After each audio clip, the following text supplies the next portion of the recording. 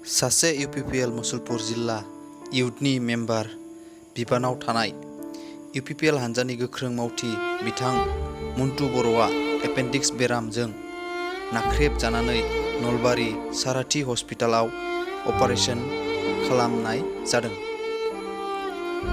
बिथांनि नखरा रांखावरियाव गोबां लोरबां जानायलाय दा फाहामथाय लानायाव रांखावरिनि जेंना नुजाथिनाय जादों।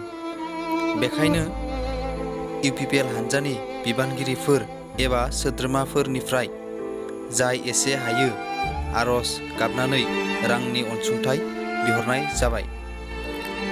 अनसुंथाइ दैथायहरनो थाखाय बेरामिनि बिसिनि बेंक एकाउन्टखौ स्क्रिनाव होखानाय जादों। बिथाङा 24 नं मुसलपुर समस्तिनि कालचार भिजिटेसननि सिङाव थानाय आलागजार गामिनि थागिबि।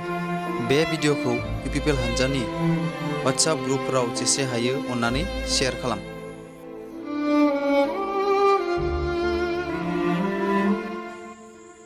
खुलुमबाय गासै बिटिआर रायजोनिसिम। आं मुसलपुर समस्तिनि लाइमोन आफादनि आफादगिरि जानानै दिनै बिटिआर हालामनि गासै जोंनि इउपिपिएल मावथि बा इउपिपिएलखौ सापर्ट खालामग्रा गासै रायजोनिसिम आंनि खुलुमनाय आरो सिबिनाय बावहरग्रोबाय। आङो दिनै नोंथांमोननि सेराव बे खोथाखौनो बुंथिनो थाखाय गसंथिनाय जाबाय जे आं मुसलपुर समस्तिनि लाइमोन आफादनि आफादगिरि। जोंनि मुसलपुर समस्तिनिनो सासे गोख्रों लाइमोन हानजानि बिबानाव थानाय मन्टु बर' बिथाङा मोनसे लोमजानाय जादों। लोमजानाया ओरैबायदि जे बिथाङा एपेन्डिक्स जादों। डक्टरनिफ्राय सम्पुर्ण रिपर्टखौ मोनबाय आरो दा बिथांखौ अपारेशन खालामनो थाखाय रांनि गोनांथि जानानै फैदों।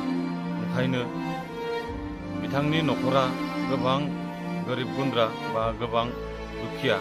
ओंखायनो आङो मुसलपुर समस्तिनि लाइमोन आफादनि आफादगिरि जानानै आं गासै जोंनि बिटिआर हालामनि रायजोफोरखौ आं गुरैयै आखाइ खबजबनानै आरज गाबहरनाय जायोदि जे जोंनि मावथि लोगो मन्टु बर' बिथांनि जि अपारेशन खालामगोन बे खालामगोनाव जि बिथांनि गोनांथि रां रुफानि गोनांथि, बे गोनांथिनि थाखाय बिथाङा हारसिङै हान्थिनो हायाखै बा जोंबो दिनै मुसलपुर ब्लक हिसाबै जोंहाबो बिथांखौ हेफाजाब होनो हानाय जोंहाबो गोख्रों सुबिदा गैया।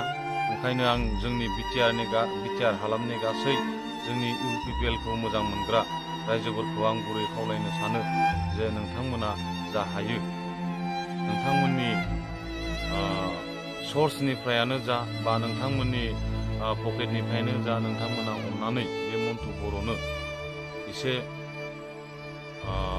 हेफाजाब होयोब्ला बिथाङा खैफोदनिफ्राय बारग'नो हागोन। बेखौनो आङो जोंनि गासै बिटिआर रायजोनि जोंनि इउपिपिएलनि गासै मावथि लोगो नोंथांमोन आरो लोगोसे जोंनि मुसलपुर समस्तिनि बिखेखके जोंनि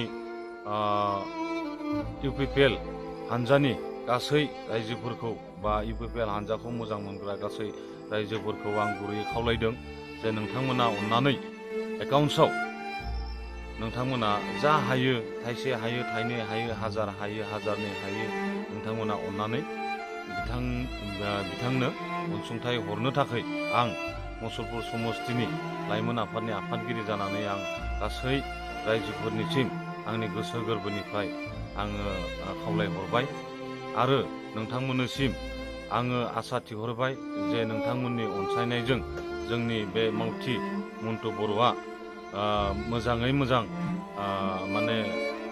गोख्रों देहाजों सफैफिननो हागोन। आं गासै जोंनि बिटिआर रायजोनि गासै इउपिपिएल सापर्ट खालामग्रा रायजोनिसिम आं गुरै खावलायहरनाय जाबाय रायजोफोर।